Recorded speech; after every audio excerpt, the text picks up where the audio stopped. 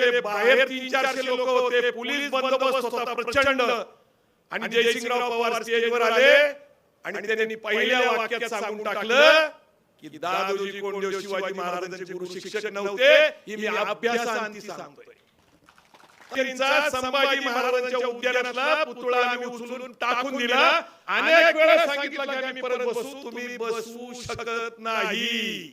सांस्कृतिक चळवळीमध्ये संस्कृतीचा विचार असेल तर तसंच उत्तर देता येतं. जसं इथं अखिल भारतीय आहे तसं आमचं विद्रोही आहे. तुम्ही जसं वागाल तसं, पण संस्कृतीचं उत्तर संस्कृतीने देता येतं ताई. विकृती ठेचावा लागते, लक्षात ठेवा. डॉक्टर बाबासाहेब आंबेडकरांनी एक व्यवस्था नाकारली मनुस्मृतीची, पण त्याच व्यक्तीने या देशाला राज्यघटना दिली, समता, बंधुता, न्याय, स्वातंत्र्याची. हा प्रवास मला अद्भुत वाटतो, लक्षात ठेवा. छत्रपती शिवाजी महाराज, छत्रपती संभाजी महाराज, महात्मा ज्योतिबा फुले, छत्रपती शाहू महाराज, महामानव डॉक्टर बाबासाहेब आंबेडकर, अण्णाभाऊ साठे, अहिल्याबाई होळकर, सावित्रीबाई फुले, संत श्रेष्ठ तुकाराम महाराज, संत गाडगे महाराज, संत तुकडोजी महाराज आज अंमळनेर जिल्हा जळगाव येथील 18व्या विद्रोही मराठी साहित्य संमेलन या ठिकाणी आयोजित केलेलं आहे. कवयित्री बहिणाबाई चौधरी साहित्य नगरीमध्ये माझं जे स्वागत झालं त्यासाठी या संमेलनाचे संमेलन अध्यक्ष, या संमेलनाचे आयोजक आणि आवर्जून ज्यांचा उल्लेख करावा असे सगळे डॉक्टर लीलाधर पाटील, मिलिंद बागुल, अशोक पवार, मुकुंद सपकाळ आणि माझे मित्र सहकारी श्याम पाटील. आणि खरं तर प्रतिमाताईंनी सांगितलं की प्रतिमाताई असतील किंवा किशोर ढामाले असतील, मूळ आम्ही एका गावचे, आमचं गाव एकच, त्यामुळे उद्देश एकच राहणार आहे ताई. या ठिकाणी विचारपीठावरील सर्व आदरणीय व्यक्ती, माझ्यासाठी इथं बसलेले ज्येष्ठ आमचे नाना आहेत, सगळे मराठा सेवा संघ, संभाजी ब्रिगेड, जिजाऊ ब्रिगेड, अनेक मान्यवर, माझ्या माता भगिनी. खरं तर विद्रोह हा शब्द म्हटलं तर थोडंसं अजूनही आपल्या लोकांमध्ये वेगळं मत असतं. म्हणजे मला ज्यावेळेस एक अनुभव आहे माझा की डॉक्टर आर साळुंखे सरांनी विद्रोही तुकाराम नावाचं पुस्तक लिहिलं, आणि विद्रोही तुकाराम नावाचं पुस्तक लिहिल्यानंतर त्याच्यावर वारकरी चळवळीपासून हिंदुत्ववादी सगळ्या लोकांनी बंदी घालावी याच्यासाठी प्रचंड प्रयत्न केला.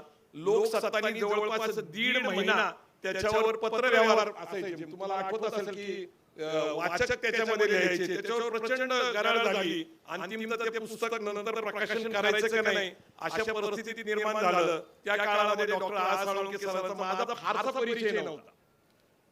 मला हे सगळं कळाल्यानंतर मी सरांना फोन केला की सर, आपलं विद्रोही तुकाराम या पुस्तकावर पुण्यामध्ये व्याख्यान ठेवायचंय. तर सर म्हटले की त्याच्यावर अनावश्यक वाद सुरू आहेत, आपण त्याच्यापासून लांब राहिलेलं बरं. फोनवर सातत्याने चर्चा होत होती. तुम्हाला आठवत असेल त्यावेळेस एसटीडी बूथ होती आणि त्यात एक कॉइन टाकायचा आणि कॉइन पुरतं बोलायचं. तीच आमची परिस्थिती होती. साधारणपणे विद्रोही लोकांची साधारण एवढीच परिस्थिती असते. सरांबरोबर सततचा संवाद झाला. एकदा त्यांच्या घरी गेलो. सर म्हटले की ठीक आहे, तुझी इच्छा आहे तर आपण संत तुकारामावर बोलू, विद्रोही तुकारामावर बोलता येणार नाही. परंतु सरांना म्हटलं जर पुस्तक विद्रोही तुकारामावर आहे तर व्याख्यान विद्रोही तुकारामावरच होणार, पण तुमचा तुकाराम होऊन देणार नाही, माझी जबाबदारी. आणि पुण्यातल्या टिळक स्मारक मध्ये सदाशिव पेठेमध्ये कार्यक्रम घेतला. सगळ्या विरोधकांना बोलवलं आणि नंतर विद्रोही तुकाराम हे पुस्तक विक्रमी विक्रीचं झालं. तिथं माझी पहिल्यांदा विद्रोही या शब्दाची ओळख झाली. परंतु सरांनी त्या दिवशी सांगितलं, मी असेल, अभिनेते आणि आजचे नेते किरण माने असतील, आमच्यासाठी म्हणजे मी परवा दिवशी ज्यावेळेस सरांना घरी भेटायला गेलो होतो त्यावेळेस मी सयाजी शिंदेंना मेसेज आणि फोटो पाठवला तर त्यांनी सांगितलं की अरे देवा घरी जाऊन आला. म्हणजे आमच्यासाठी साळुंखे सर काय आहेत तुम्हाला कळावं म्हणून मी हे वाक्य सांगितलं. पण सरांनी विद्रोही शब्दाचा ज्यावेळेस त्या ठिकाणी त्या विचारपीठावर त्या कार्यक्रमामध्ये उल्लेख केला, विद्रोह म्हणजे प्रस्थापित व्यवस्थेच्या विरोधात सत्याचं बंड. आणि म्हणून हे विद्रोही साहित्य संमेलन हे सत्याकडे जाणारा प्रवास आहे. सत्य म्हणजे काय तर महात्मा फुले सांगतात ते सत्य शोधन. शाहू महाराज म्हणतात सत्याला मरण नाही, महात्मा फुलेंच्या सत्यशोधक चळवळीत या देशाला वाक्य मिळालं. कुठलं वाक्य आहे की लोकांना माहितीये? सत्यमेव, हे महात्मा फुलेंनी दिलेलं आहे, लक्षात ठेवा. आणि त्याची प्रेरणा या संमेलनाला आहे. महात्मा गांधींनी सत्याचा प्रयोग आणि सत्याचा आग्रह धरला. गेल्या वर्षी वर्ध्याला अधिवेशन झालं आणि मला सांगायला आवडतं की फक्त 24 तास झालेले. मी सेवाग्राम आश्रमामध्ये 4 दिवस होतो. सत्य, अहिंसा आणि स्वराज्य मांडणाऱ्या महात्मा गांधींच्या जिथं त्यांनी 15-16 वर्ष घालवले त्या आश्रमामध्ये मी 4 दिवस होतो. मी त्या आश्रमात गेल्यानंतर तो कार्यक्रम होता अहिंसे की ओर. आणि मला तिथं बघितल्यानंतर अर्धे लोक हादरले. कारण आमच्याकडे काय ब्रिगेड म्हणलं की अतिरेकी, तालिबानी.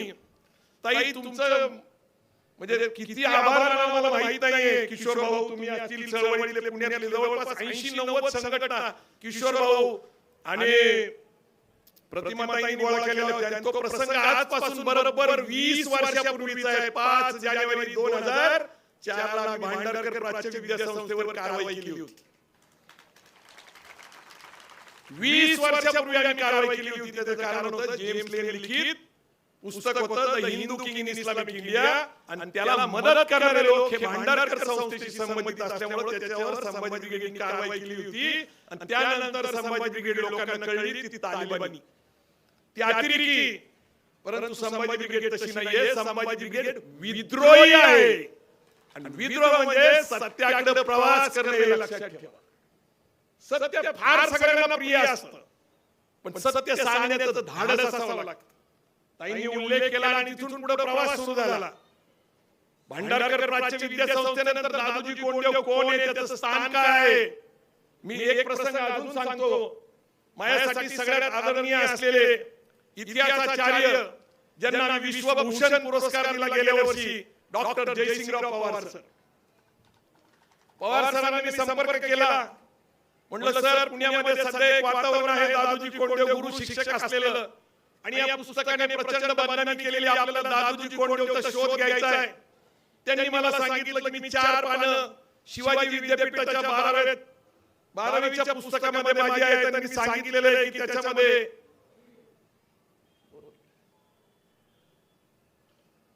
त्यांनी सांगितलं की मी लिहिलेली 4 पानं आहेत, त्याच्यामध्ये मार्गदर्शक पालक हे दादोजी कोंडदेव होते. मी सतत त्यांना फोन करत होतो, भेटायची इच्छा व्यक्त करत होतो. एक दिवस असा घडला की शाहू महाराजांचं 1200 पानाचं स्मारक ग्रंथ मी वाचत होतो. डॉक्टर जयसिंगराव पवार सरांनी लिहिलेलं. त्याच्यामध्ये छत्रपती शाहू महाराजांचं एक पत्र आहे. शास्त्र जगद्गुरु बेनाडीकर सरकार ज्या वेळेस पहिला त्या ठिकाणी धर्म उपस्थित उभा केला, त्या ठिकाणी शाहू महाराजांनी ते पत्र लिहिलेले. आणि त्या पत्रामध्ये शाहू महाराज म्हणतात, रामदास आणि दादोजी कोंडदेव हे शिवाजी महाराजांचे गुरु नव्हते, ही ब्राह्मणांची कल्पृती आहे. म्हणजे याचा अर्थ की शाहू महाराजांना मान्य होतं की कोंडदेव आणि रामदास गुरु नव्हते. मी आदरणीय जयसिंगराव पवार सरांकडे गेलो. म्हणलं सर, आपल्या पुस्तकामध्ये अशी एक ओळ आहे जी शाहू महाराजांनी लिहिलेली आहे. ते म्हणले ते बरोबर आहे. शाहू महाराज इतिहासकार नव्हते म्हटले. त्यांनी म्हटले की शाहू महाराज इतिहासकार नव्हते आणि माझा अभ्यास आहे इतिहासावरचा. सर म्हटलं, तुमचं म्हणणं बरोबर आहे. शाहू महाराज इतिहासकार नव्हते, पण शाहू महाराज वारसदार होते. आणि तुम्ही जे म्हणताय सातत्याने की मी शाहूचा वारसदार आहे, मला सर्वोच्च आनंद झाला ज्यावेळेस मी 1200 पानाचं शाहू महाराजांचं स्मारक ग्रंथ लिहिला. तुम्ही जर शाहू महाराजांचे विचाराचे असताल, तुम्हाला दादोजी कोंडदेव हटवावा लागेल. सर, प्रतिमाताई आहेत, किशोर ढामाले साहेब आहेत. आम्ही पुण्यामध्ये एक व्याख्यान ठेवलं. जयसिंगराव पवार सरांनी त्यावेळेस सांगितलं. त्यांनी सांगितलं की एरवी जर मी इतिहास सांगतो म्हणलं तर 50 लोक जमत नाहीत. बालगंधर्व 1200 आतमध्ये मुलं बसलेली, लोक बसलेले, बाहेर 300-400 लोक होते. पोलीस बंदोबस्त होता प्रचंड. आणि जयसिंगराव पवार स्टेजवर आले आणि त्यांनी पहिल्या वाक्यात सांगून टाकलं की दादोजी कोंडदेव शिवाजी महाराजांचे गुरु शिक्षक नव्हते, हे मी अभ्यासांती सांगतोय. हा विद्रोह आहे सत्याकडे जाण्याचा. हे 2-3 प्रसंग आहेत. लाल महालाला दादोजी कोंडदेव पुतळा जो होता तो संभाजी ब्रिगेडनी फोडला नाही, तर इतिहासाच्या आधारावर मूळ कागदपत्राच्या आधारावर महाराष्ट्र सरकारला तो लाल महालाला काढावा लागला. पुण्यामध्ये आम्ही अजून एक पराक्रम केलेला आहे संभाजी ब्रिगेडनी. माहिती आहे तुम्हाला? सांगा कुठला? एक पुतळा आम्ही हटवलेला आहे. कुठला सांगा? राम गणेश गडकरींचा संभाजी महाराजांच्या उद्यानातला पुतळा आम्ही उचलून टाकून दिला.